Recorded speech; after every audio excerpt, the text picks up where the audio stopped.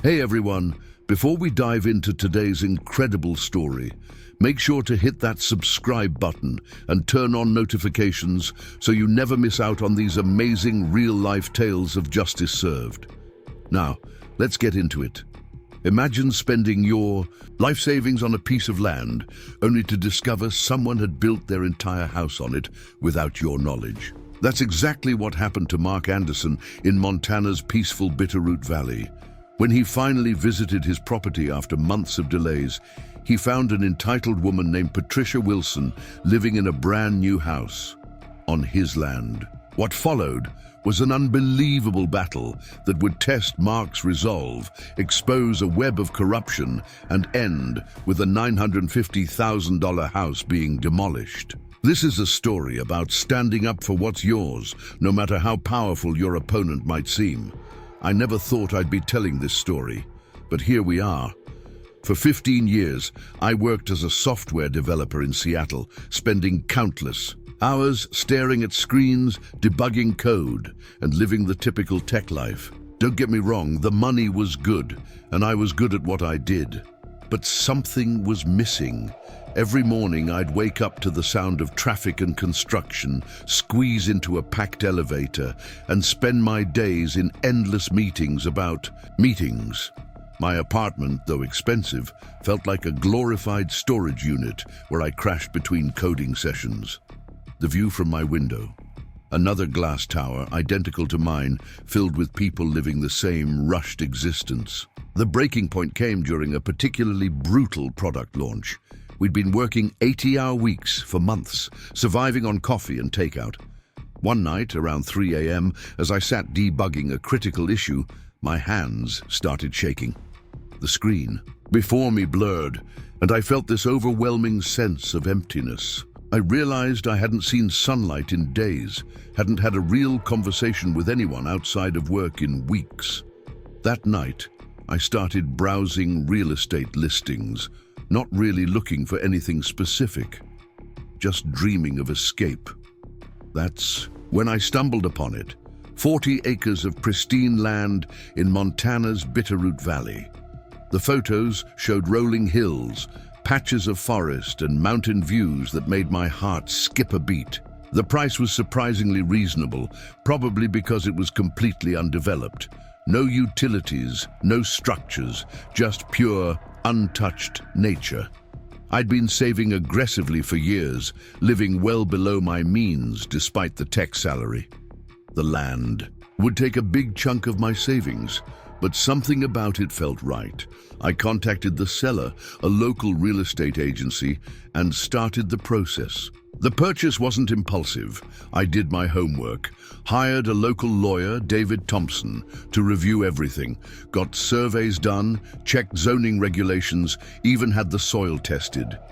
The property had been part of a larger ranch that was subdivided. Years ago, everything checked out perfectly. There was just one catch: I couldn't visit immediately. We were in the final stages of the product launch, and I had committed to seeing it through. The seller seemed eager to close quickly, offering a significant discount if we could complete the sale within a month. Given the clean surveys and my lawyer's approval, I decided to take the risk. I could always sell it if I changed my mind. Later, the closing process went smoothly. Every document was properly signed and notarized. The deed was recorded at the county office. I even started paying property taxes. My plan was to visit in spring, after the snow melted and the roads were clear. I spent my evenings sketching out ideas for a small cabin, researching solar panels and well drilling. For the first time in years, I felt excited about the future. Then came the email that would turn my world upside down. Jim Parker, the surveyor I'd hired, sent a message that made my blood run cold. Mr. Anderson, there seems to be a situation with your property. I was doing a follow-up survey in the area and noticed new construction. Someone's built a house on your land, a big one. Attached were photos of a massive mountain home, probably 4,000 square feet, sitting right in the middle of what was supposed to be my empty 40 acres. The house looked nearly complete, Stone facade, wraparound deck, floor-to-ceiling windows facing the mountains. Someone had spent a small fortune building it. I called Jim immediately, hoping there was some mistake. "Are you absolutely sure this is on my property?" I asked, my voice tense. "Mark, I've checked 3 times," he replied. "The house is entirely within your boundary lines. Someone's made a very expensive mistake, or it's not a mistake at all." I booked the first flight to Montana, my mind racing with questions. How could someone build an entire house without checking property ownership? Who would be so careless or so brazen? The answer would turn out to be Patricia Wilson, a prominent local real estate agent with a reputation for getting her way. But I didn't know that yet. All I knew was that my dream of escape had just become a nightmare, and I was about to face a battle that would test every ounce of my resolve. The Montana winter had just begun to thaw when I pulled my rental car onto the dirt road leading to my property. The Bitterroot Mountains loomed ahead, their peaks still snow-capped against the crystal-clear sky. Under different circumstances, I would have been awestruck by the beauty. Instead, my stomach churned as I followed Jim Parker's truck up the winding path. As we crested the final hill, the house came into view. The photos hadn't done it justice. It was a masterpiece of mountain architecture. 3 stories of stone, timber, and glass that probably cost close to $1 million to build. In any other situation, I might have admired it. Right now, it felt like a slap in the face. Jim parked his truck and pulled out his survey equipment. "I want to show you something," he said, gesturing for me to follow. We walked the property line, Jim pointing out the markers he'd placed during the original survey. "See these steel pins? They're your official boundary points. And that house," he gestured toward the structure, "it's not even close to the line. It's smack in the middle of your 40 acres. Before we could discuss further, a sleek black Range Rover came roaring up the drive, kicking up gravel in its wake. It screeched to a halt, and out stepped a woman in her early 50s, dressed in what looked like designer hiking gear. Her blonde hair was perfectly styled, and her face was twisted in a mask of indignation. "What do you think you're doing on my property?" she demanded, striding toward us. "This is private land. I'm calling the police." I stepped forward, keeping my voice steady despite my racing heart. "Actually, ma'am, this is my property. I'm Mark Anderson, and I have the deed right here." I pulled out the folder containing my documentation. She laughed, a sharp, dismissive sound. "I'm Patricia Wilson, and I think there's been a mistake. I bought this parcel last year. I have all the permits for this house. I'm a real estate agent. I know what I'm doing." Jim cleared his throat. "Mrs. Wilson, I did the original survey for Mr. Anderson. These boundaries are clearly marked. Your house is definitely on his property." Patricia's face flushed red. "That's impossible. I worked with River Pines Realty. Everything was properly processed. I have the paperwork to prove it." She stormed back to her car, returning with her own stack of documents. As we compared papers, a disturbing picture emerged. Patricia's deed was dated 3 months after mine for the same exact property. Her building permits listed the correct parcel number. My parcel number. Someone had sold her land that was already sold to me. "This is ridiculous," Patricia snapped, pulling out her phone. "I'm calling Frank Williams at the county assessor's office. He'll straighten this out." She walked away, speaking in heated tones into her phone. Jim looked troubled. "Mark, something's not right here. These kinds of mistakes don't just happen. Every property transfer gets recorded. Every deed gets checked. For her to get paperwork for land that was already sold to you." He trailed, off, implications hanging heavy in the air. I called David Thompson, my lawyer, and put him on speaker. As I explained the situation, his concerned silence spoke volumes. "Mark," he said finally, "don't leave the property. I'm driving up there now. This is bigger than a simple clerical error." While we waited for David, Patricia paced near her Range Rover, making call after call.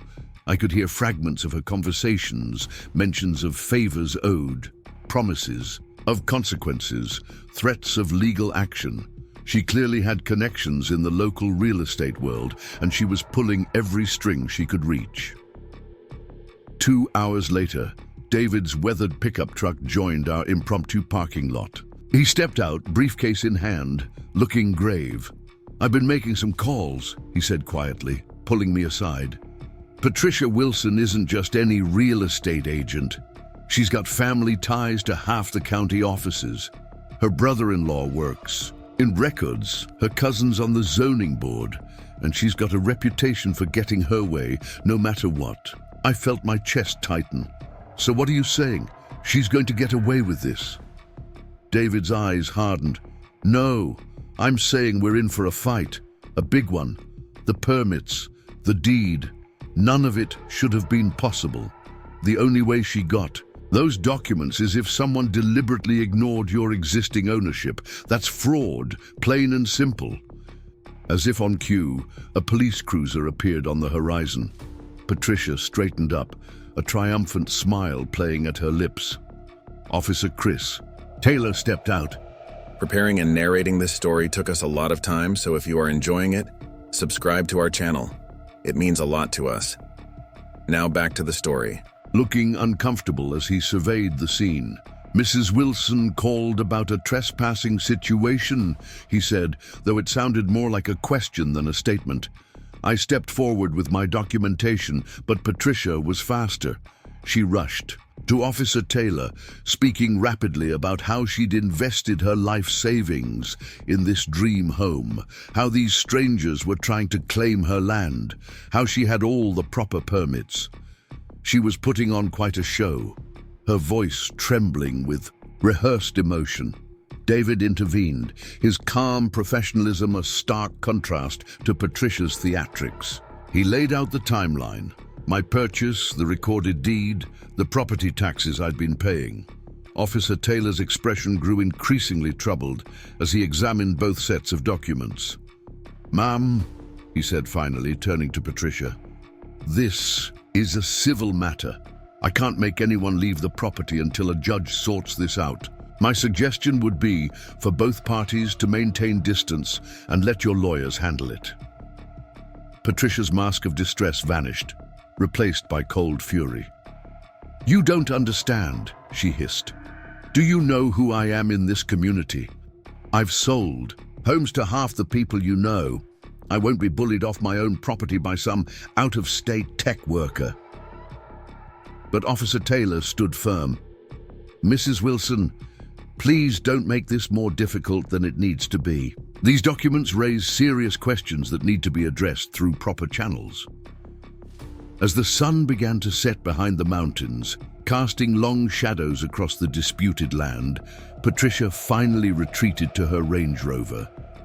Before leaving, she rolled down her window and fixed me with a steely glare. "You have no idea what you're getting into," she said, her voice low and threatening. "This is my home, my community. You're nothing here. By the time I'm done with you, you'll wish you'd never heard of Montana." The gravel crunched under her tires as she sped away, leaving me standing there with David, Jim, and a growing sense that this was just the beginning of a very ugly battle. What I didn't know then was just how far Patricia would go to keep her ill-gotten gains, or how deep the corruption in River Pines really ran. David clasped my shoulder. "Get a hotel in town," he advised. "First thing tomorrow, we're going to the county records office. Something tells me we're going to find more than just a duplicate deed when we start digging." As I drove back toward town that evening, the magnificent house grew smaller in my rearview mirror. I couldn't help but wonder how many other people Patricia had steamrolled to get her way, and how many officials had looked the other way while she did it. One thing was certain: I wasn't going to be another victim on her list. If she wanted a fight, she was going to get one. The River Pines County Records Office occupied the basement of a century-old courthouse, a maze of fluorescent-lit corridors lined with filing cabinets and tired-looking clerks. David and I arrived early the next morning, armed with coffee and determination. The musty smell of old paper and bureaucracy filled the air as we approached the front desk. Sarah Mitchell, the county clerk, barely glanced up from her computer. Her fingers paused over the keyboard when David mentioned my property records. "Oh," she said, her voice carefully neutral. "The Wilson residence case." The way she said it made my skin crawl, as if my land had already been resigned to Patricia's ownership in the official record. "Actually," David corrected firmly, "we're here about the Anderson property. My client's deed predates any claim Mrs. Wilson might have."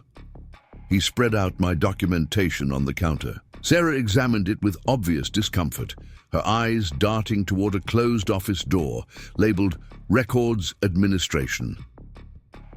"I'll need to check with my supervisor," she murmured, gathering the papers. "Please take a seat." She disappeared through the door, leaving us in the empty waiting area. David leaned close, speaking in hushed tones. "Watch her body language when she comes back. If there's something fishy in these records, we'll see it in her reaction." 20 minutes stretched into 45. Just as David stood to demand attention, Sarah emerged, looking pale. "I'm sorry," she began, not meeting our eyes, "but I can't seem to locate the original deed registration. The computer shows it was filed, but the physical copy is missing." She swallowed hard. "And there appears to be a gap in our digital backup from that time period." David's expression darkened. "A gap? Convenient. We'll need to see every document related to this parcel for the past 2 years. Every permit, every survey, every scrap of paper. It's our legal right." Sarah's hands trembled slightly as she typed. "That's not possible right now. The system is scheduled for maintenance." The excuse sounded hollow, even to her own ears. "Then we'll wait," I said, settling into a chair. "All day if necessary." Sarah's face fell as she realized we weren't leaving. Hours ticked by. Other clerks cast curious glances our way. Around noon, a man in an expensive suit burst through the front door. Frank Williams, the county assessor.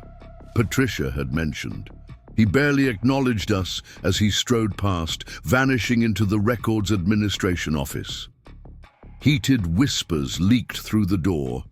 Finally, Sarah emerged with a stack of files. "This is everything we could find," she said. But as David began examining the documents, his frown deepened. "These records have been altered," he declared, pointing to inconsistencies in the filing dates. "Look at the document numbers. They're out of sequence. Someone's been backdating paperwork." A crash echoed from the back office, followed by furious whispers. Frank Williams stormed out, his face red. He paused at the sight of us still there. "Mr. Anderson," he said, his voice dripping with artificial concern. "There seems to be some confusion about your claim. Mrs. Wilson's documentation is completely in order. Perhaps we could discuss this privately." David stepped between us. "Any discussion can happen through proper legal channels, Mr. Williams. We've seen enough here to justify a formal investigation." Frank's friendly facade cracked. "Investigation? Do you have any idea how things work in River Pines? We take care of our own. Mrs. Wilson is a respected member of this community.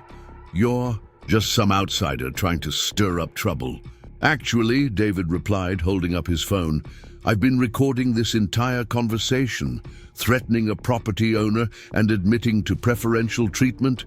The State Ethics Board would be very interested." Frank's face went from red to white. Without another word, he retreated to his office, slamming the door. Sarah stared after him, then turned to us with tears in her eyes. "I just do what they tell me," she whispered. "Mrs. Wilson. She's got influence. When she wanted that land, they made it happen. They do this all the time." My heart raced. As the implications sank in, This wasn't just about my property anymore. This was systematic corruption, a network of officials helping Patricia Wilson and probably others steal land through fraudulent paperwork. David gathered our evidence, including Sarah's inadvertent confession. "We're taking this to the state level," he declared. "The Montana Department of Justice needs to know what's happening in River Pines." As we left the courthouse, my phone buzzed with a text from an unknown number. "Back off now, or you'll regret it. Some accidents can't be prevented." David read it over my shoulder and immediately called Officer Taylor. "Document everything," he advised. "These people aren't used to their victims fighting back. They're getting scared, which makes them dangerous." That afternoon, we filed formal complaints with multiple state agencies: the Department of Justice, the Real Estate Commission, and the State Auditor's Office. David also submitted an emergency injunction to prevent Patricia from making any changes to the property while ownership was in dispute. But Patricia wasn't sitting idle. When I drove past my property that evening, construction crews were working at a frenzied pace, rushing to complete the house. A quick call to the building department revealed that Patricia had somehow pushed through an occupancy permit despite the ongoing dispute. "She's trying to create a fait accompli," David explained. "The more finished the house is, the more sympathetic she'll appear to a judge. She's betting that no court will force her to tear down a completed home." That night in my hotel room, I couldn't sleep.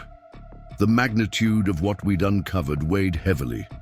This wasn't just about Patricia Wilson building on the wrong lot. This was about a system of corruption that had potentially affected countless property owners. How many others had been bullied, cheated, or scared away from what was rightfully theirs? My phone kept buzzing with calls from blocked numbers. Each time I answered, there was only silence on the other end. Outside my window, a car would occasionally drive by slowly, its headlights sweeping across my room. They were trying to intimidate me, but they'd chosen the wrong target. I spent the night researching similar cases across Montana, finding disturbing patterns. Other counties had faced investigations for property fraud, but the perpetrators often escaped serious consequences through political connections. The same names kept appearing: Wilson, Williams, River Pines Realty. They'd built an empire on stolen land and forged documents. As dawn broke over the Bitterroot Mountains, I made a decision. I wasn't just fighting for my 40 acres anymore. I was fighting to expose a corrupt system that had probably ruined lives. Patricia Wilson had picked a fight with someone who had nothing left to lose and everything to gain by bringing her down. I called David as soon as his office opened. "We need to find others," I said. "There have to be more victims. People who lost their land, who were pressured to sell below market value, who found mysterious liens on their property. We need to build a case so big they can't bury it." David's response was immediate and encouraging. "I've already started reaching out. You're not going to believe who just walked into my office. Get down here now. The story's about to get much bigger." David's office occupied the second floor of a modest brick building in downtown River Pines. As I climbed the creaking stairs, voices drifted down from above, multiple people engaged in intense discussion. I pushed open the frosted glass door to find the small waiting room packed with faces, all turning to stare at me as I entered. Linda Cooper, a weathered woman in her 60s, stood up first. "You must be Mark," she said, extending a calloused hand. "I lost my ranch to Patricia Wilson 3 years ago. She pulled the same trick: duplicate deeds, mysterious permits, pressure from county officials. I couldn't afford to fight it then. But now," she gestured to the group, "we're all here for the same reason." The stories poured out one after another. Michael and Susan Baker, an elderly couple, had been forced to sell their lakefront property at a fraction of its value after fraudulent liens appeared on their deed. Steve Johnson, a contractor, had been blacklisted from all local construction. projects after refusing to participate in Patricia's schemes. Each tale revealed another layer of corruption, another thread in the web she'd woven through River Pines. Rachel Green, the property record specialist who'd quit her job over ethical concerns, spread a map across David's desk. Red pins marked properties that had changed hands under suspicious circumstances over the past 5 years. The pattern was staggering. Choice parcels throughout the valley, all eventually ending up under Patricia's control or sold to her associates at inflated prices. She's been working with Frank Williams and others in the county offices to manipulate property records, Rachel explained, her voice shaking with barely contained anger. They target out-of-state buyers, people who can't be here to protect their interests. They create paper trails that look legitimate on the surface, but if you dig deeper... She pulled out a stack of documents. The forgeries are there if you know where to look. David moved between groups, taking detailed statements, copying documents, building a comprehensive picture of the fraud. But it was Emily Turner, the local journalist, who brought the most disturbing revelation. "I've been investigating Patricia Wilson for months," Emily said, pulling up files on her laptop. "It's not just property fraud. They're running a money laundering operation through River Pines Realty. Foreign investors buy properties at inflated prices, then mysteriously transfer them to shell companies connected to Patricia's family. The construction projects, the sudden permits, it's all part of cleaning dirty money." My stomach churned as the scope of the corruption became clear. Patricia hadn't just built her house on my land by accident. She'd chosen it specifically because I was an out-of-state owner, someone she thought she could easily intimidate or outmaneuver. Bob Martinez, my nearest neighbor, cleared his throat. "There's something else you should know," he said quietly. "Last week I saw men on your property late at night. They were burying something near where the house foundation is now. Patricia supervised the whole thing. They worked under floodlights until dawn." A heavy silence fell over the room. David immediately called Officer Taylor, who had proven to be one of the few honest officials in town. Within an hour, Taylor arrived with a state police detective he trusted. The implications of Bob's story were too serious to ignore. While David coordinated with law enforcement, Linda pulled me aside. "You need to be careful," she warned. "When I fought back, strange things started happening. My brake lines were cut, my dog disappeared. They'll do anything to protect their operation." As if to emphasize her point, Steve's phone buzzed with a text. His face went pale as he read it. "They know we're meeting," he said. "Someone's watching. The office." We moved to the windows. Sure enough, a black SUV with tinted windows sat across the street, its engine running. Officer Taylor positioned his cruiser to block the SUV's view, but the message was clear. Patricia's network of influence extended far beyond county offices.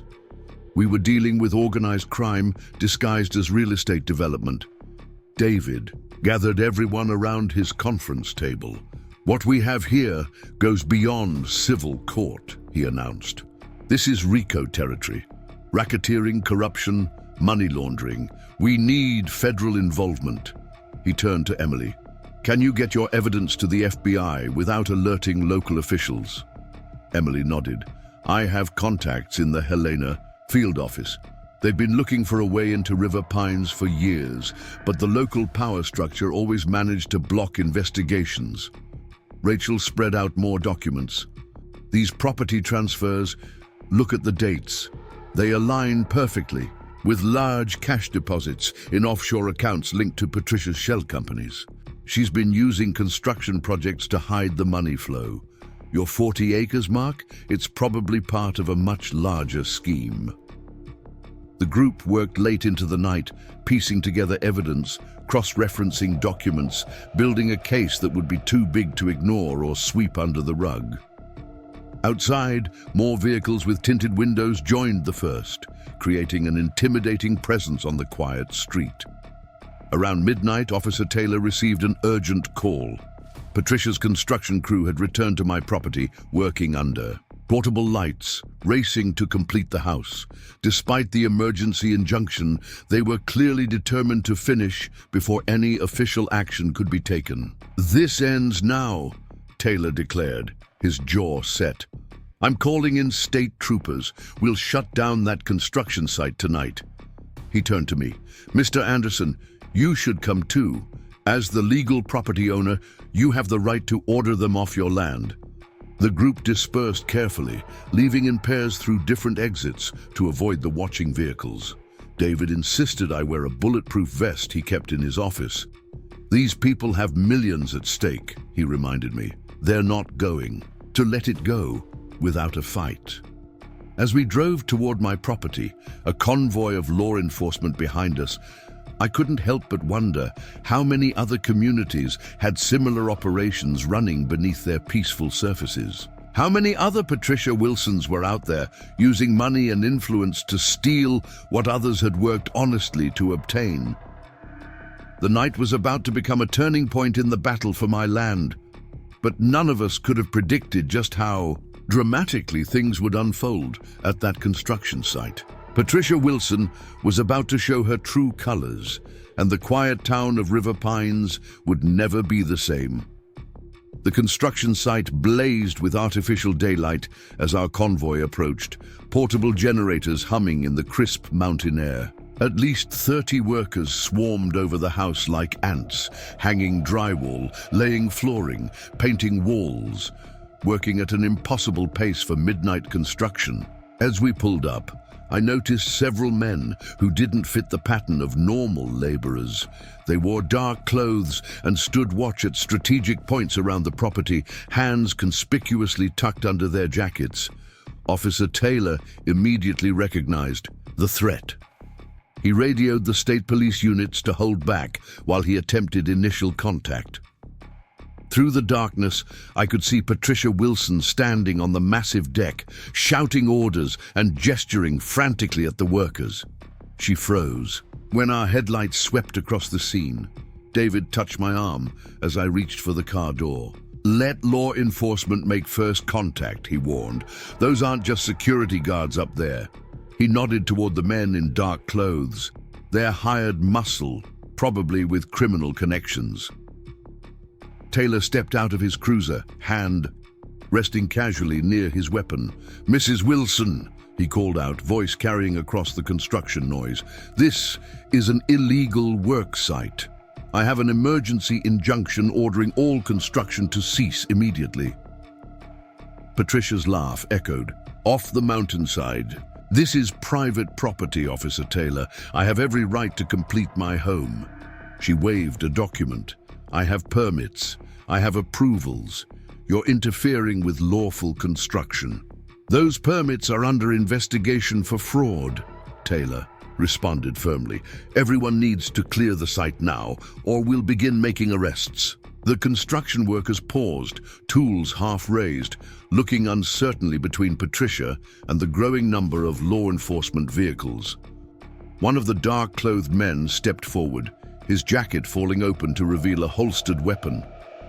"Stop. Right there," Taylor commanded, drawing his service weapon. "Everyone on the ground, hands where I can see them." The next few moments exploded in chaos. Patricia screamed orders in a language I didn't recognize. The armed men drew their weapons. Construction workers dropped their tools and fled into the darkness. State police cruisers roared up the drive, lights flashing, officers deploying with tactical precision. Through it all, I noticed something strange. Despite the panic, several workers were hastily nailing plywood over a specific section of flooring near the center of the house.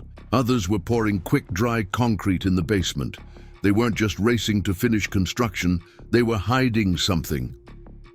"David," I whispered, pointing to the suspicious activity. "Remember what Bob said about them burying something?" Before David could respond, Rachel's voice crackled over the radio she'd brought. "Mark the property records we found. There's a pattern. Every house Patricia built has hidden compartments, secret rooms. They're not just laundering money through construction. They're physically hiding something in these buildings.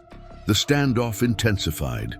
Patricia's armed men had taken defensive positions around the house, using construction materials as cover. State police established a perimeter, calling for additional units. Officer Taylor maintained his position, trying to de-escalate the situation. "Final warning," Taylor announced. "Everyone drop your weapons. Mrs. Wilson, come down with your hands up. We have enough probable cause to bring in federal agents."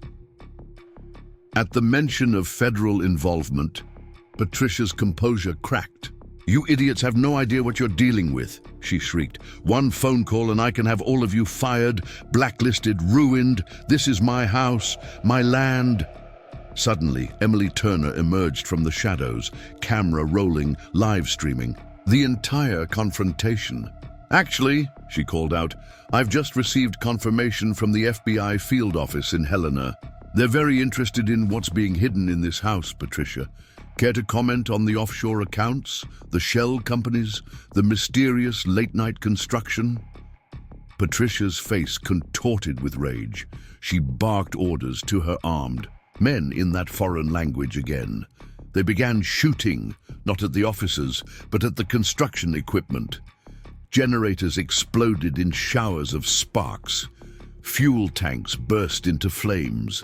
The work lights went dark, plunging the scene into chaos, lit only by the growing fires. State police returned fire, focusing on disabling the armed men rather than risking lives.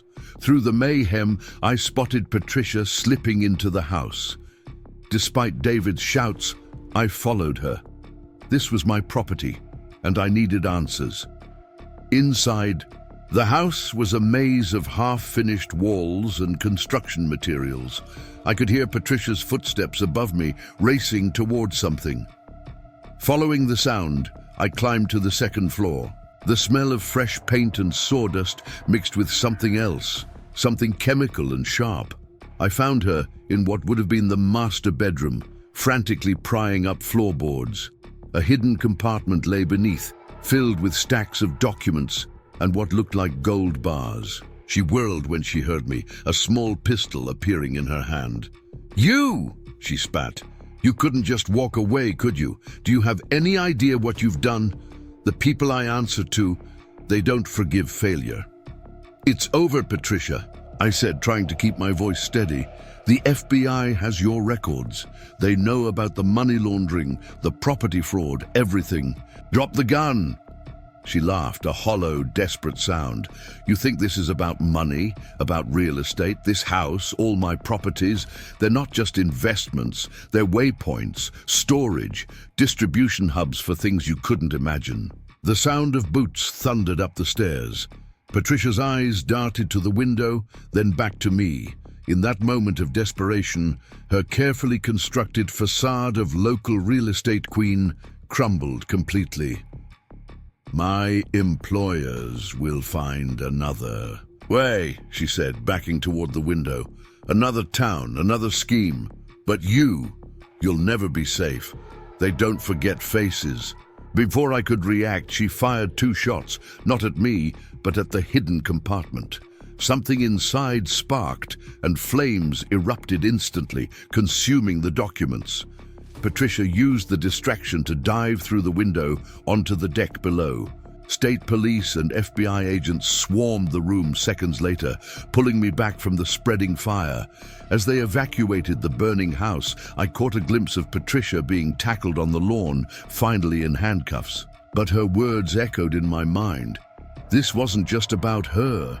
We'd stumbled onto something much bigger, much more dangerous. The house, my house, on my land, burned through the night, its secrets turning to ash in the inferno. By dawn, the magnitude of what we'd uncovered would shake River Pines to its foundations, and my simple property dispute would trigger an investigation that would reach far beyond Montana's quiet valleys. Daybreak painted the smoke-stained sky in surreal shades of orange and purple as firefighters doused the last embers of what should have been my house. FBI agents and windbreakers combed through the wreckage, their evidence markers dotting the charred landscape like tiny yellow flags marking a minefield of secrets. The acrid smell of burnt chemicals lingered in the air, nothing like normal construction materials or household items. Special Agent Jennifer Martinez approached me, tablet in hand, her expression grim.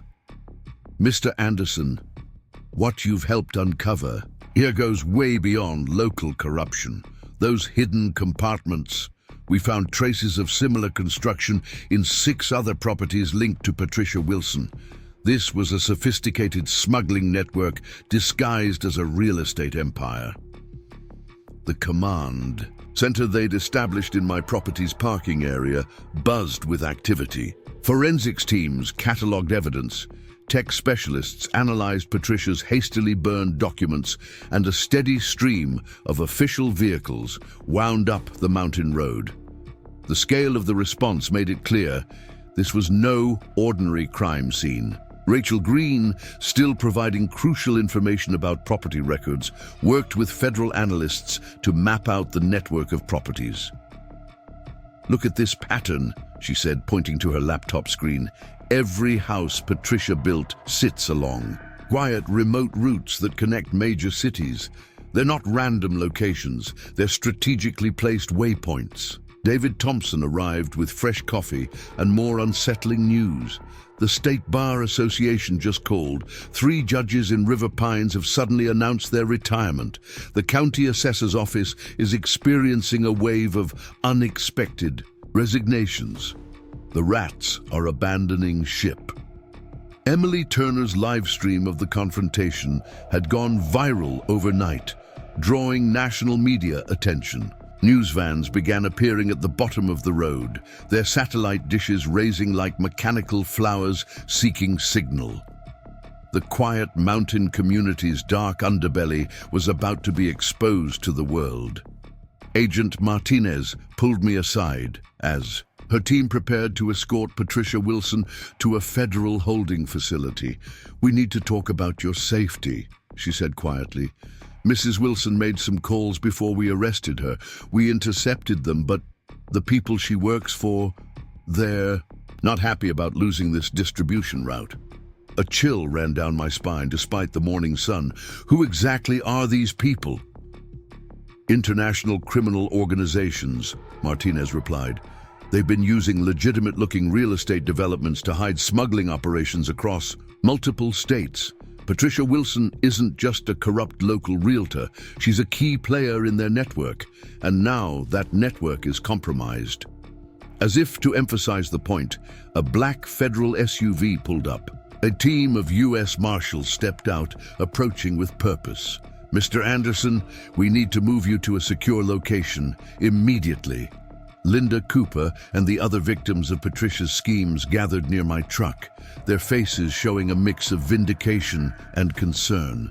"We'll keep fighting," Linda assured me. "You've given us the evidence we needed. We'll make sure everyone who helped her faces justice." Bob Martinez, my observant neighbor who'd first noticed the late-night construction activity, handed me a thumb drive. "Security camera footage," he explained. "Been recording everything happening on this property for months. Might help identify some of their other operatives." The marshals were politely but firmly insistent. Within minutes, I found myself in their vehicle, watching my property disappear around a mountain bend. My simple dream of mountain solitude had evolved into something far more complex and dangerous than I could have imagined. At a secure federal building in Helena, Agent Martinez showed me photographs recovered from Patricia's partially burned documents. The images revealed a pattern of similar houses across multiple states, each built with hidden spaces, each positioned along rural routes where law enforcement presence was minimal. "The construction crews," Martinez explained. "Many weren't. Just builders. They were skilled at creating hidden rooms, concealed storage areas, sophisticated security systems. Some had military backgrounds, others had ties to international criminal organizations. Technical analysts had recovered data from Patricia's burned laptops. The financial web was staggering. Shell companies within shell companies, property, transfers that made no logical sense, construction costs that far exceeded normal ranges. all designed to hide the flow of illicit goods and money. What we don't understand, Martinez continued, is why she chose your property specifically. Of all the parcels in the valley, why risk building on land that was clearly owned by someone else? The answer came from an unexpected source. Rachel, working remotely with the FBI's forensic accountants, discovered a geological survey buried in the county records. My 40 acres sat above an abandoned mining tunnel that connected to a network of old prospecting sites throughout the valley. Patricia hadn't just wanted my land. She'd needed it for its hidden underground access routes. The implications were staggering. The house wasn't just a storage point. It was meant to be a hub, connecting to other properties through forgotten underground passages. The entire valley could have become a smuggler's highway, invisible to authorities. As federal agents expanded their investigation, more properties came under scrutiny. Other homeowners in the region discovered their houses had been built with similar hidden features, though many remained unaware of their true purpose. Patricia's network had been preparing for a massive expansion of their operation. The U.S. Marshals recommended I remain under protection until they could assess the full extent of the threat. My simple property dispute had exposed a criminal enterprise that stretched across state lines and international borders. The quiet mountain valley I'd chosen for escape had turned out to be anything but peaceful. David called with updates about the local fallout. The River Pines government was in chaos as more officials were implicated in the scheme. State investigators had frozen dozens of bank accounts. Property records going back years were under review. The entire real estate market in the region had ground to a halt. The good news, he said, trying to sound optimistic, is that your claim to the property is now ironclad. No judge in the country would dispute your ownership after what's been uncovered. The bad news is, well, you might not want to build there for a while. The FBI needs to thoroughly map those underground tunnels first. Emily Turner's reporting had sparked a broader investigation by national media.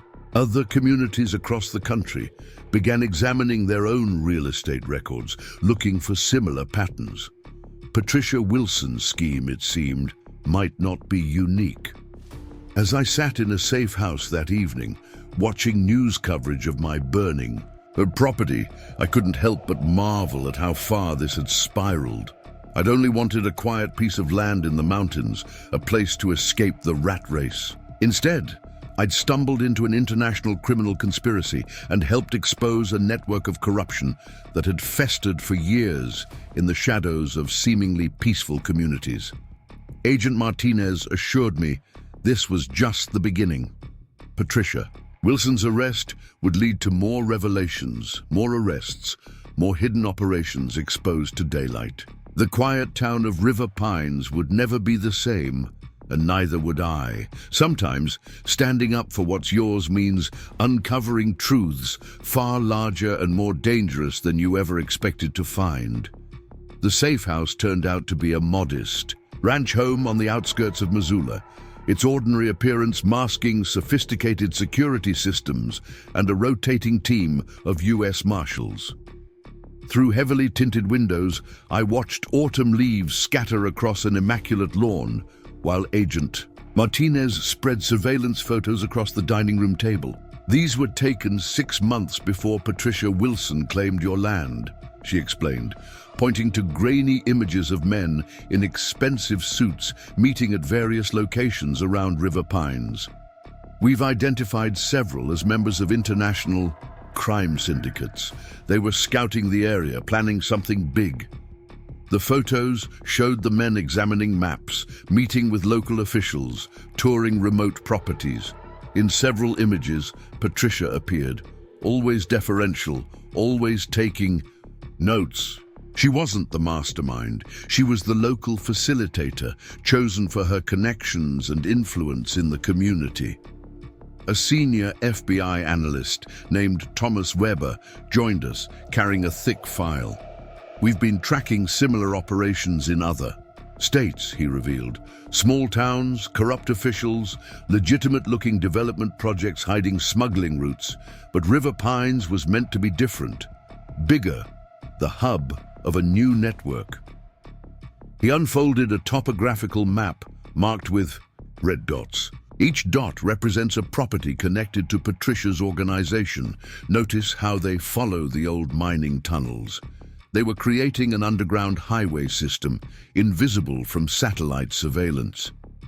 My property, it turned out, sat at a crucial junction of these historic tunnels. The house wasn't just a storage point. It was designed to be a central distribution facility connecting multiple smuggling routes through the mountain passages. A call from David interrupted our briefing. "Mark, you need to see this," he said, his voice tense. "They're excavating Patricia's other properties. What they're finding, it's beyond anything we imagined." Agent Martinez authorized a secure video feed. The images showed FBI teams exploring hidden basement levels beneath seemingly normal luxury homes. Sophisticated ventilation systems, reinforced storage rooms, and high-tech security measures had been built into the very foundations. One house contained an elevator concealed behind wooden panels, descending into the old mining tunnels. The construction crews, Weber explained, were specialists recruited from around the world. They've built similar facilities for criminal organizations in Europe and Asia. The architectural plans were disguised as normal home construction, but each building was designed with its hidden purpose in mind. Rachel Green, working remotely with federal investigators, had discovered more troubling connections. The material suppliers, the permit offices, even the real estate photography company, they're all linked to shell corporations. Everything was coordinated to hide what they were really building. Emily Turner's reporting had sparked investigations in other communities. Similar patterns were emerging: luxury homes in remote areas, corrupt local officials, mysterious construction activities. Patricia's operation wasn't unique. It was part of a larger template used by criminal organizations to establish smuggling networks. The scope of the conspiracy became clear as more evidence emerged. Patricia's organization had spent years preparing. River Pines, gradually positioning people in key offices, buying properties at strategic locations, and mapping the old mining tunnels. My arrival with legitimate claim to a crucial property had thrown their careful plans into chaos. A forensic accountant working with the FBI revealed the true scale of their investment. They spent over $50 million setting up this network, she reported. The houses were just the visible part. Underground, they were building something like a military facility. Secure rooms, climate control, surveillance systems. Linda Cooper arrived at the safe house under martial escort, bringing more revelations. Other property owners had discovered strange modifications to their homes: false walls, reinforced basements, unusual electrical systems. Patricia's organization hadn't just built their own facilities. They'd modified existing structures throughout the valley. They were creating a shadow infrastructure, Agent Martinez explained, using the legitimate real estate market as cover for a massive smuggling operation. Your property dispute exposed it before they could fully activate the network. The investigation expanded beyond River Pines. Similar operations were discovered in remote areas across the Northwest. Each followed the same pattern: corrupt local officials, legitimate-looking development projects, and sophisticated hidden facilities connected to natural or man-made underground passages. Bob Martinez's security footage proved invaluable. His cameras had captured meetings between Patricia and various co-conspirators, including several prominent business leaders who had recently fled the country. The footage showed them examining maps, discussing construction details, and coordinating with construction crews during nighttime operations. Patricia, meanwhile, had begun cooperating with federal authorities, hoping to reduce her eventual sentence. Her revelations painted a picture of a criminal organization that operated like a multinational corporation, with departments dedicated to real estate acquisition, construction, security, and local government relations. "They recruited me 5 years ago," she admitted in a recorded interview. "Said they needed someone who understood local politics, who could make things happen quietly. The money was incredible, but it wasn't just about profit. They were building something bigger, something designed to last for decades. The underground facilities were built to support long-term operations. Storage rooms were climate-controlled and reinforced against seismic activity. Ventilation systems could operate independently of surface power grids. Security measures included redundant communications networks and emergency escape routes. These weren't just warehouses, Weber explained. They were designing a permanent shadow infrastructure, something that could survive increased border security, satellite surveillance, even natural disasters.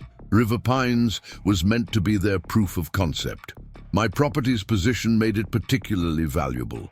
The house was positioned directly above a junction of 3 major tunnel systems. The foundations included access points to underground, loading areas, concealed elevators, and emergency exits disguised as normal basement features. As federal agents continued mapping the tunnel network, they discovered something even more disturbing. Some passages had been recently expanded and reinforced, with modern ventilation and lighting systems already installed. The organization hadn't just been planning to use the old mining tunnels, they'd been actively preparing them for immediate use. The implications were staggering. Had my property dispute not exposed the operation, River Pines could have become the hub of a massive criminal enterprise, all hidden beneath the surface of a quiet mountain community. The peaceful valley I'd chosen for escape had nearly become something very different.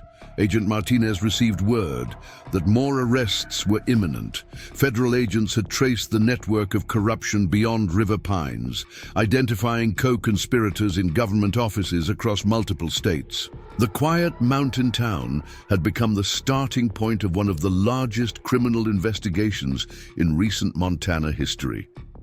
As night fell over the safe house, I watched more news vans arrive in River Pines through the secure video feed. The story had captured national attention, prompting questions about similar development projects in other remote communities. My simple property dispute had pulled back the curtain on a hidden world of criminal infrastructure disguised as luxury, real estate.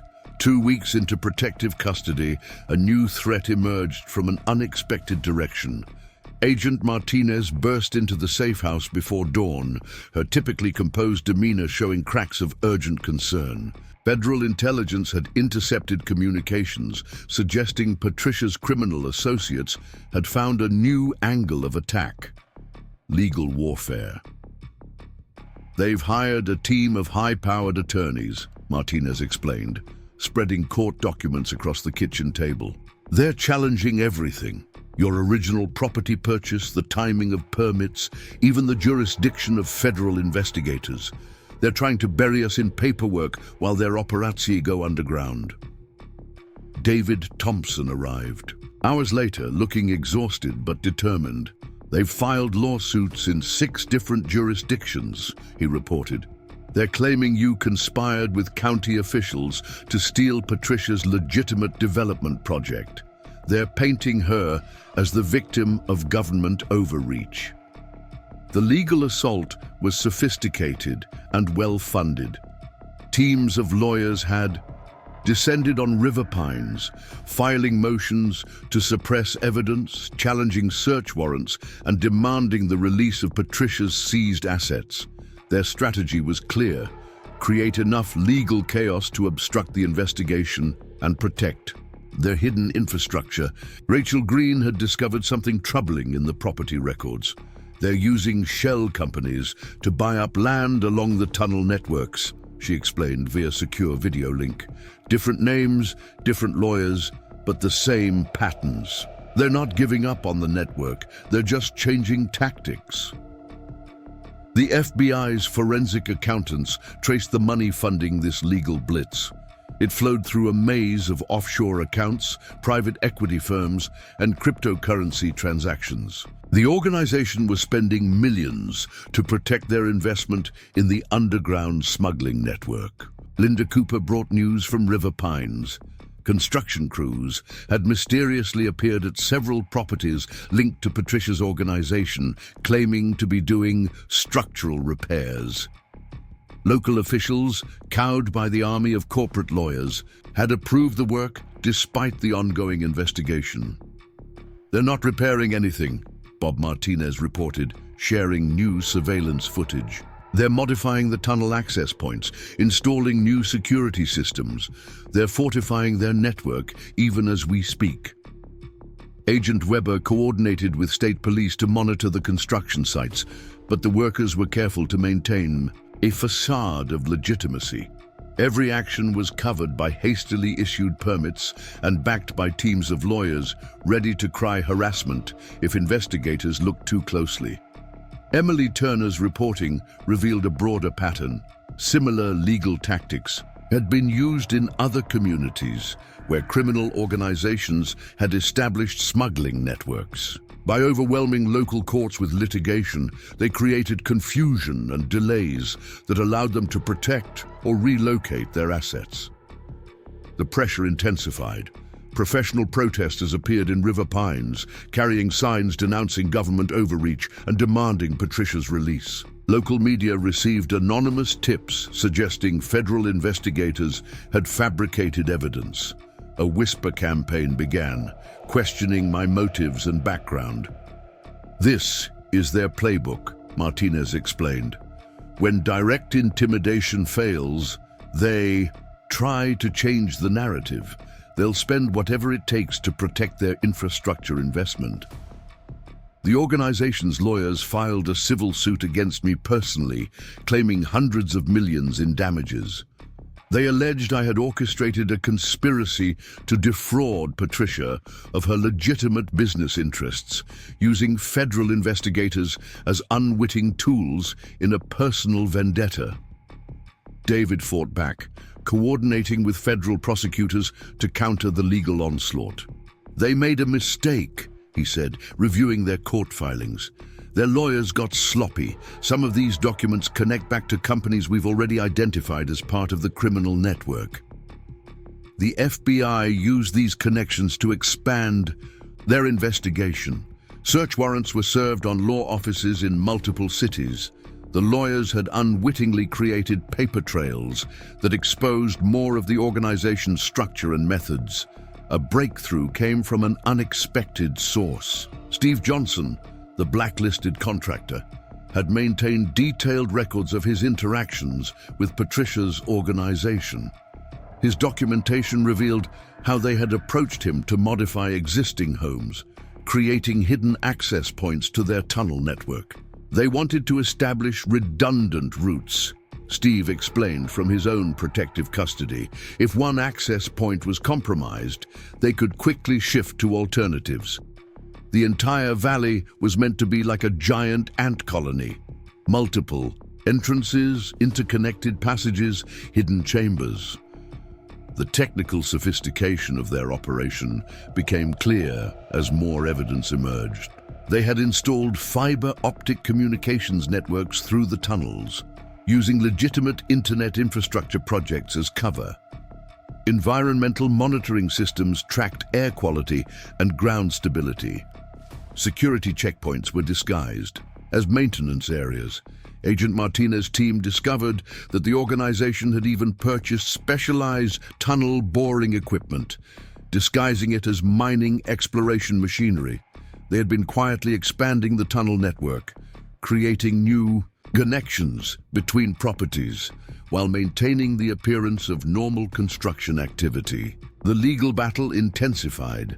The organization's lawyers filed appeals, requested emergency injunctions, and demanded judicial reviews.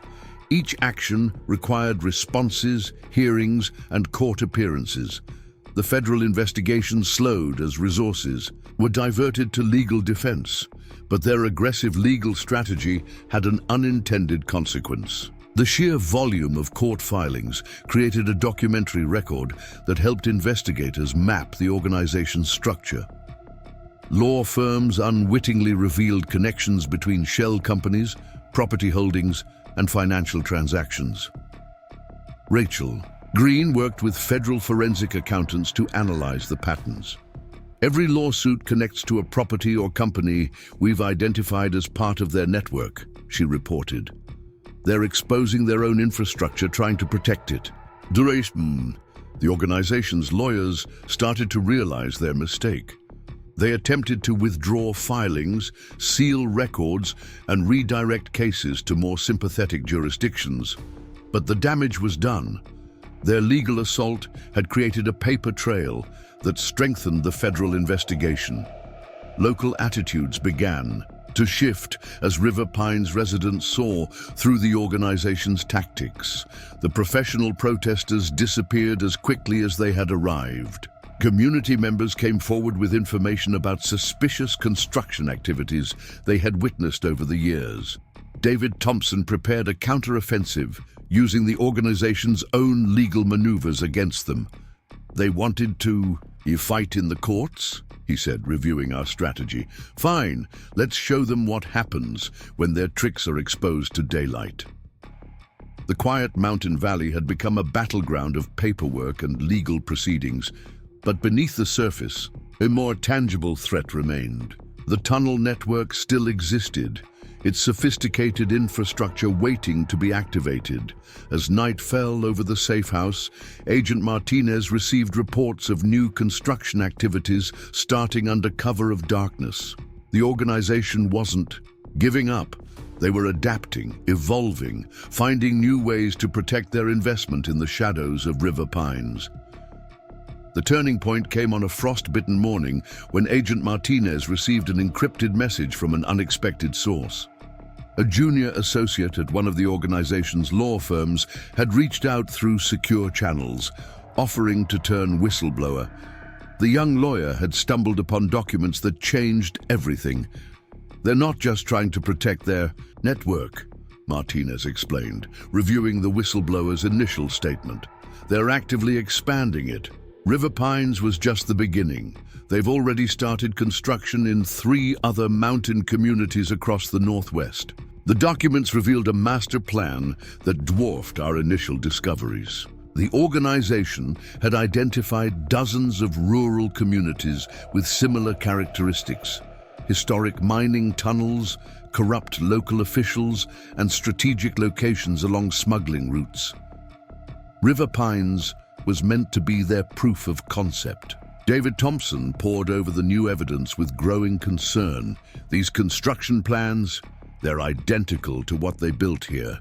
Same hidden rooms, same tunnel modifications, same security systems. They're replicating the entire operation. The whistleblower, now under federal protection, provided access to the organization's internal communications. The lawyers had documented everything, creating detailed records of property acquisitions, permit arrangements, and payoffs to local officials. Their own meticulous record-keeping became their undoing. Emily Turner worked with federal investigators to map the expanded network. Properties in remote valleys across Montana, Idaho, and Wyoming showed matching patterns. Luxury homes positioned over historic mining tunnels, unusual construction activities, and a web of shell companies connecting it all. They're building a shadow transportation system, Agent Weber explained, marking locations on a regional map. Underground highways connecting major cities, hidden from satellite surveillance and border patrol. River Pines was just one node in a much larger network. Rachel Green discovered that the organization had already begun acquiring properties in the new target communities. Using lessons learned from River Pines, they were moving more cautiously, using multiple layers of shell companies and local proxies to hide their activities. The whistleblower's information led to a series of coordinated raids. FBI teams descended on law offices in Seattle, Portland, and Salt Lake City, seizing records that detailed the organization's entire operation. The lawyers had documented everything: property surveys, construction specifications, and lists of corrupted officials. Local resistance to the investigation crumbled as the scope of the conspiracy became clear. River Pines residents, initially divided over the federal presence, united in anger as they realized how their community had been exploited. More witnesses came forward, sharing stories of mysterious construction projects and threatening encounters with Patricia's associates. Steve Johnson provided crucial technical insights into the organization's construction methods. They had standardized everything, he explained from his safe house. Each property followed the same blueprint: reinforced basement access points, hidden elevators, ventilation systems disguised as normal HVAC equipment. They could build these facilities quickly because they'd perfected the process here in River Pines. The federal investigation expanded to include financial crimes experts and environmental protection teams. The tunnel modifications had ignored environmental regulations, potentially threatening local water supplies and wildlife habitats. The organization's rush to establish their network had left a trail of ecological violations. Linda Cooper organized other affected property owners into an advocacy group, pressuring state officials to review all recent development projects in remote areas. Their activism sparked similar movements in other communities targeted by the organization, creating a grassroots network of vigilant citizens. Bob Martinez's surveillance footage gained new significance as investigators identified key players in the organization's hierarchy. His cameras had captured meetings between Patricia and senior operatives who remained at large. International arrest warrants were issued as the evidence mounted.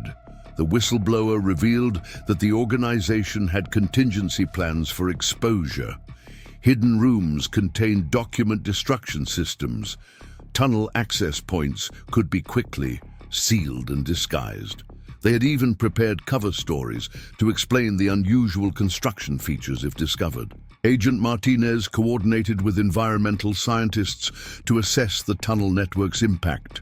Ground-penetrating radar revealed the true extent of their modifications. They hadn't just cleared old mining tunnels.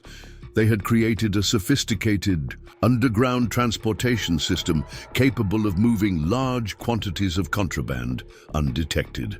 David Thompson discovered a pattern in the organization's property acquisitions. They targeted land owned by out-of-state buyers, assuming absentee owners would be less likely to notice unusual activities. My purchase of the 40 acres had disrupted their careful planning precisely because I arrived to inspect the property. The legal battle shifted as more evidence emerged. The organization's lawyers, faced with their own potential criminal exposure, began withdrawing from the case. The aggressive litigation strategy collapsed as law firms distanced themselves from the conspiracy. Frank Williams, the corrupt county assessor, agreed to cooperate with federal investigators in exchange for leniency. His testimony revealed how the organization had systematically compromised local government offices using a combination of bribes, blackmail, and promises of lucrative development projects. Patricia, facing mounting evidence and abandoned by her powerful allies, offered a full confession. She detailed the organization's methods for identifying suitable properties, corrupting local officials, and constructing their hidden facilities. Her testimony implicated dozens of co-conspirators across multiple states. The whistleblowers' documents exposed the financial structure behind the operation. The organization had created a complex web of real estate investment trusts, construction companies, and property management firms to launder money and disguise their activities. Each luxury home served a dual purpose: legitimate real estate, investment, and smuggling infrastructure. As federal agents moved to secure properties in other targeted communities, they discovered construction already underway. Underground rooms were being excavated, reinforced access tunnels were being prepared, and sophisticated security systems were being installed. The organization had accelerated their plans even as their River Pines operation unraveled. Local journalists in other communities began investigating suspicious development projects in their areas. The pattern became clear: luxury homes in remote locations, unusual construction activities, and connections to shell companies identified in the River Pines investigation. The quiet mountain valley that I had chosen for escape had become the key to exposing a vast criminal enterprise.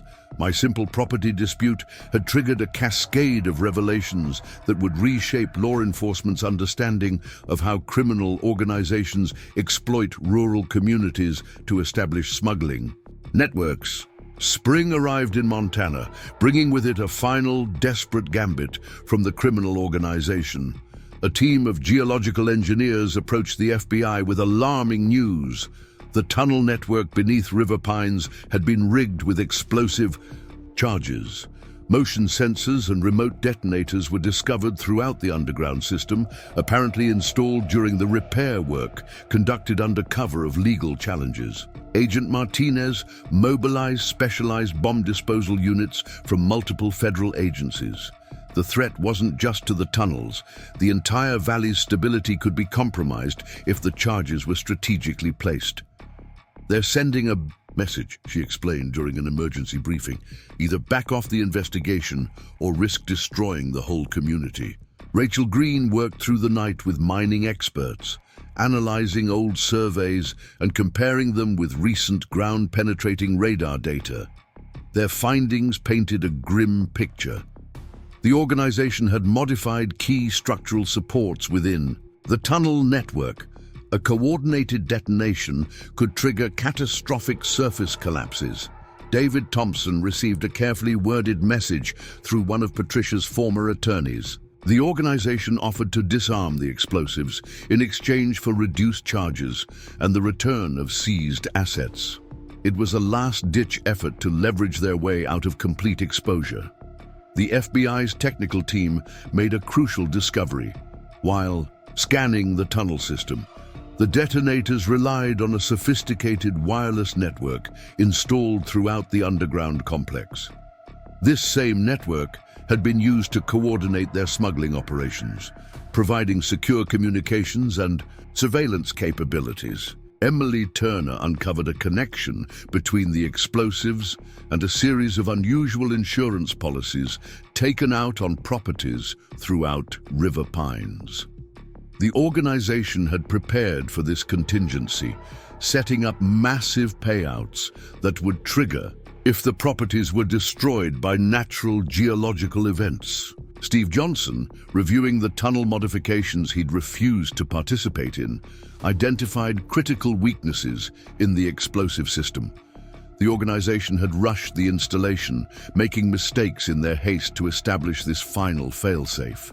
Their desperation had created vulnerabilities. Linda Cooper organized an emergency evacuation of properties identified as being at highest risk. The community, already shaken by revelations of criminal infiltration, now faced the prospect of losing their homes to artificially induced sinkholes. The organization's threat had transformed from abstract to terrifyingly concrete. Bob Martinez's cameras captured unusual nighttime activities around several tunnel access points. Unknown individuals were moving equipment in and out of supposedly sealed entrances. The organization appeared to be making last-minute modifications to their explosive system. Frank Williams, continuing his cooperation with federal investigators, revealed that the explosion threat had been part of the organization's contingency planning from the beginning. They had selected River Pines, partly because its geological structure made such a threat credible. The FBI's cybersecurity team detected attempts to access the detonator control system from overseas servers. The organization was trying to maintain remote control of their failsafe, even as their local operations crumbled.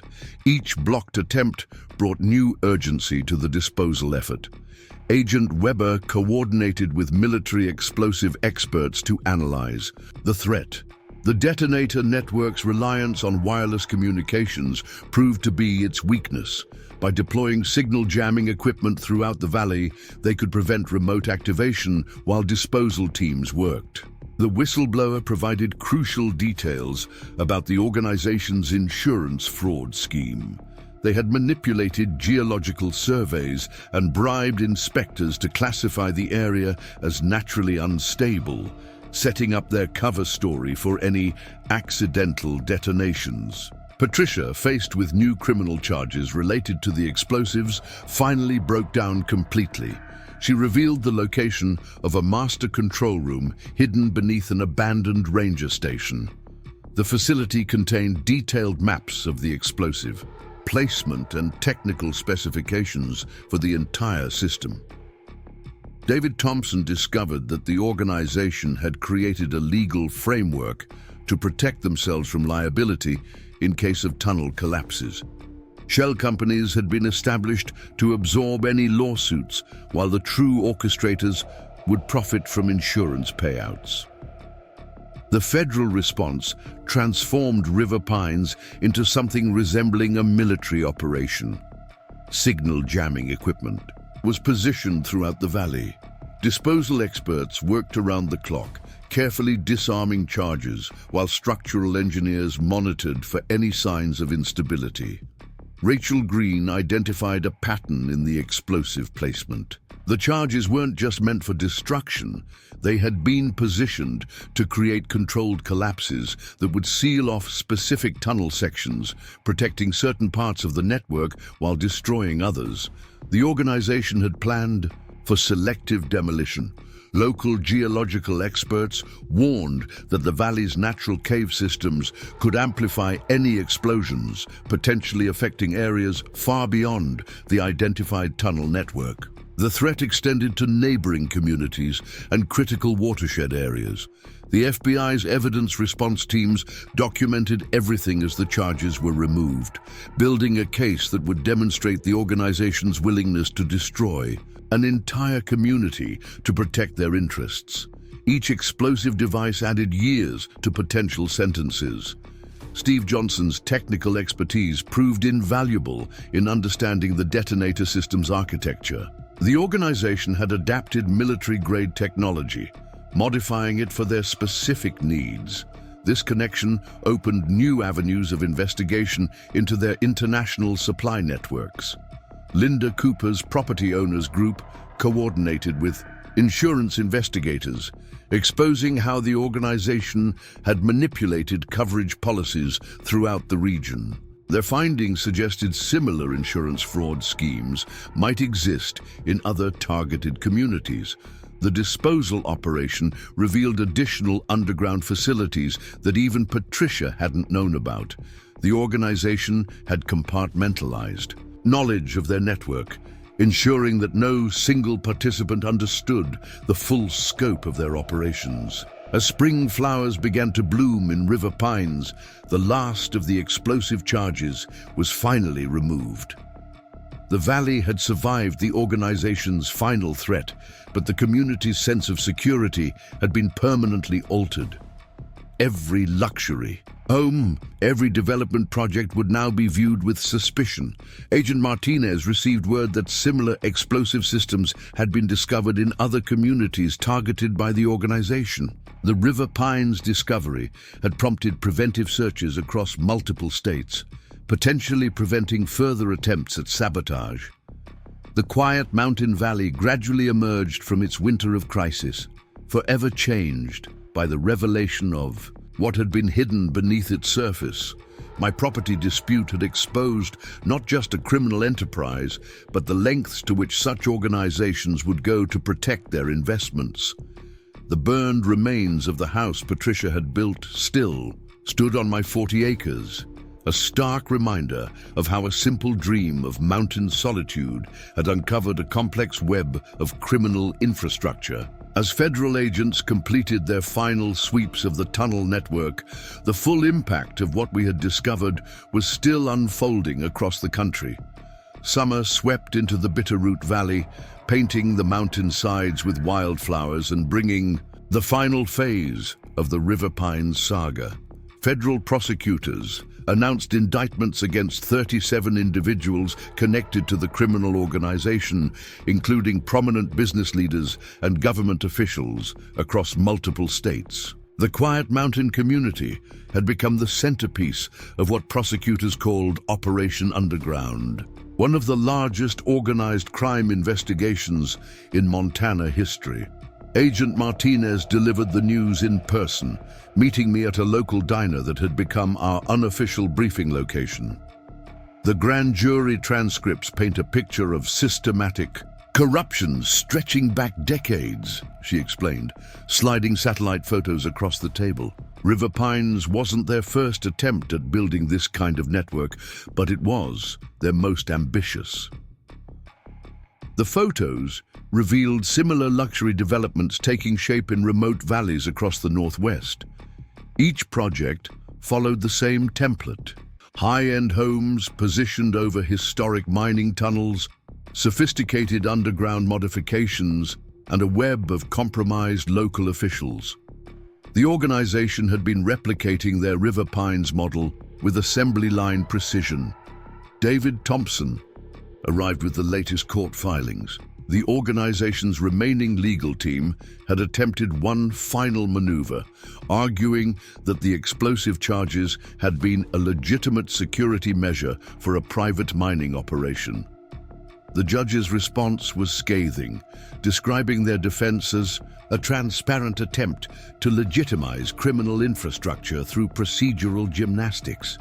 Rachel Green's analysis of seized documents revealed the true scope of their planned operation. River Pines wasn't just meant to be a smuggling hub. It was designed as a training ground where they could perfect their methods before expanding to other communities.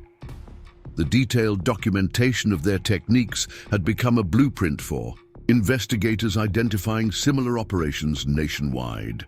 Emily Turner published a comprehensive exposé that sent shockwaves through the luxury real estate market.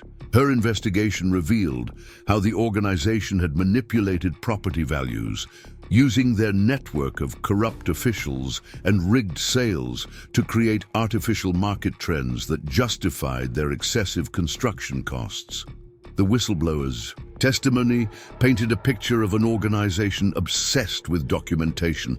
Every decision, every modification, every bribe had been meticulously recorded.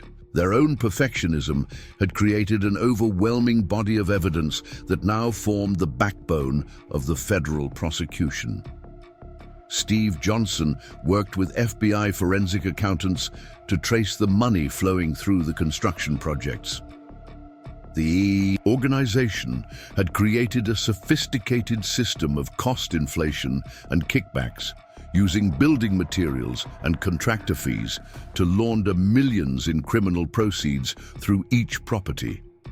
Linda Cooper's advocacy group expanded into a national network of community organizations focused on detecting and preventing similar criminal infiltration. Their work helped identify suspicious development patterns in other remote areas, leading to several preliminary investigations by state authorities. Bob Martinez's surveillance footage became part of a training program for law enforcement agencies. The FBI used his detailed documentation of construction activities and clandestine meetings to help other communities recognize signs of criminal infrastructure development disguised as luxury housing projects. Frank Williams, facing his own indictment, provided crucial testimony about how the organization had identified and compromised local officials. They targeted individuals with financial difficulties, offering small favors that gradually escalated into full collaboration with their criminal enterprise. Patricia's cooperation led investigators to storage facilities containing records of similar operations dating back 20 years. The organization had been refining their methods through trial and error, learning from each attempt to establish underground smuggling networks in rural communities. The technical sophistication of their operation continued to surprise investigators.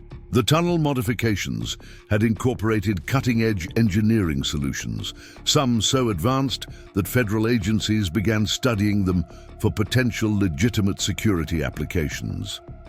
The organization's innovation had inadvertently advanced the field of underground construction technology. Agent Weber coordinated with environmental protection teams to assess the long-term impact of the tunnel network. While the explosive charges had been removed, the extensive modifications to natural cave systems would require years of remediation work to prevent geological instability.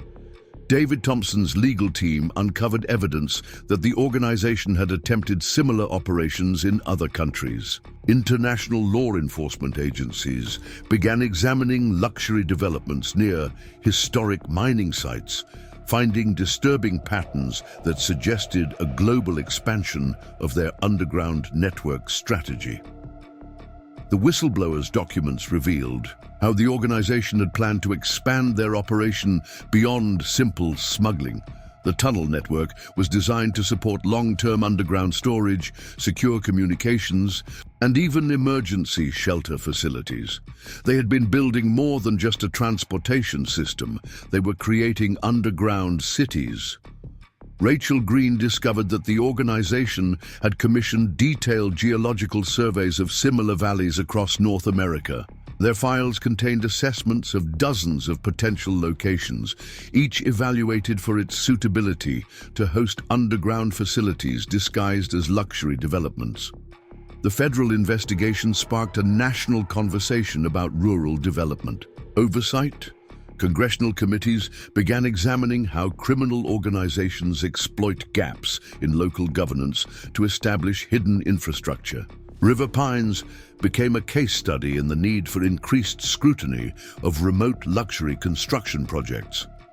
Linda Cooper's group worked with state legislators to draft new regulations requiring enhanced geological surveys and public oversight for developments near historic mining sites. Their efforts aimed to prevent other communities from being unknowingly transformed into hubs for criminal infrastructure. The technical details of the tunnel network's construction revealed an operation of military precision. The organization had recruited engineers and security experts from around the world, offering enormous salaries for their expertise in creating this hidden underground world. As summer progressed, federal agents began the painstaking process of documenting and sealing the tunnel network. Each passage revealed new evidence of the organization's long-term plans. Storage rooms had been prepared for years of operation. Communication systems could function independently of surface networks, and emergency protocols suggested preparation for various disaster scenarios. The quiet mountain valley that had drawn me seeking escape from city life had become ground zero for exposing a sophisticated criminal enterprise. My simple property dispute had unraveled decades of careful planning and millions in criminal investment. But as federal agents completed their work in River Pines, questions remained about how many other communities might unknowingly host similar operations, their peaceful surfaces concealing networks of hidden passages and criminal infrastructure waiting to be discovered. Fall colors swept through the Bitterroot Valley as I finally returned to my 40 acres. The federal protective order lifted after the last major players in the criminal organization had been apprehended.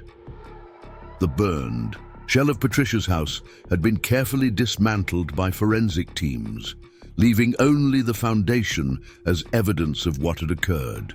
Agent Martinez accompanied me for one final site inspection.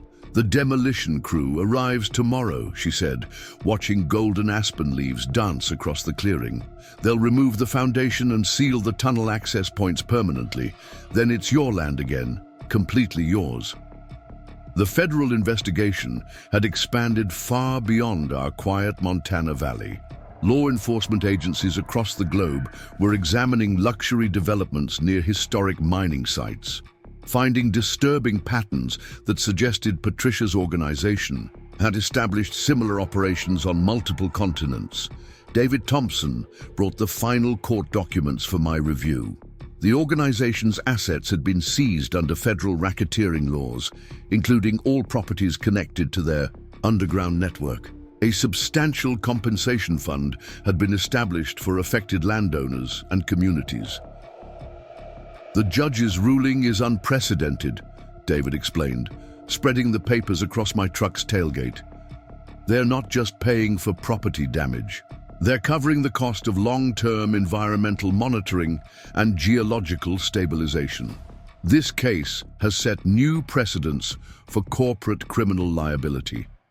Rachel Green's analysis became the foundation for a comprehensive federal database tracking suspicious real estate developments. Her methodology for identifying hidden criminal infrastructure was being adopted by law enforcement agencies nationwide. Property records would never be viewed the same way again.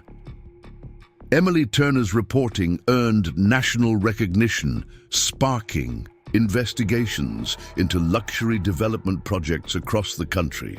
Her work revealed how criminal organizations exploit rural communities, using legitimate-looking construction projects to mask sophisticated smuggling operations. The whistleblower's testimony led to the creation of new federal guidelines for real estate development near historic mining sites. Enhanced geological surveys, public oversight requirements, and strict documentation of underground modifications became mandatory. The days of secret tunnel networks being built under luxury homes were ending. Steve Johnson used his construction expertise to help develop training programs for building inspectors. His insights into how the organization had disguised their underground modifications helped authorities identify similar operations in other communities. The technical knowledge gained from River Pines was transforming industry oversight. Linda Cooper's advocacy group evolved into a national organization dedicated to preserving rural community integrity. Their work helped other towns recognize and resist criminal infiltration attempts disguised as development opportunities. River Pines became a case study in community resilience. Bob Martinez's detailed surveillance work established new standards for civilian cooperation with law enforcement. His methodical documentation of suspicious activities demonstrated how alert community members could help expose criminal enterprises operating in plain sight. Frank Williams's testimony about official corruption led to widespread reforms in local government oversight. New regulations required enhanced transparency in property transactions and development approvals. The organization's methods for compromising local officials became a blueprint for prevention. Patricia's extensive confession, given as part of her plea agreement, revealed the true scope of their ambition. The tunnel network wasn't just meant for smuggling, it was designed as a prototype for a new kind of criminal infrastructure that could operate independently of surface scrutiny. Agent Weber coordinated with environmental scientists to develop long-term monitoring systems for the affected areas. Underground sensors would track geological stability and water quality for decades, ensuring the organization's modifications wouldn't threaten the valley's natural systems. The technical insights gained from studying their tunnel network advanced legitimate engineering practices. Their innovations in underground construction and environmental management, though developed for criminal purposes, would benefit legitimate mining and infrastructure projects. David Thompson worked with federal prosecutors to establish legal frameworks preventing similar criminal enterprises from exploiting rural communities. The River Pines case became required reading for law enforcement agencies dealing with organized Crime in real estate development. The federal investigation exposed how the organization had identified suitable locations for their operations. They sought communities with specific characteristics: historic mining tunnels, limited local resources, and vulnerable officials. Their selection criteria became a warning system for other rural areas.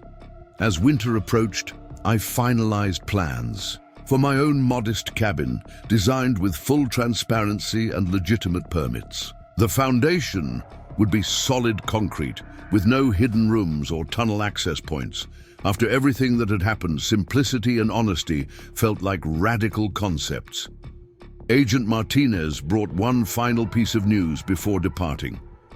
The investigation had expanded to examine all luxury developments near historic mining sites completed within the past decade.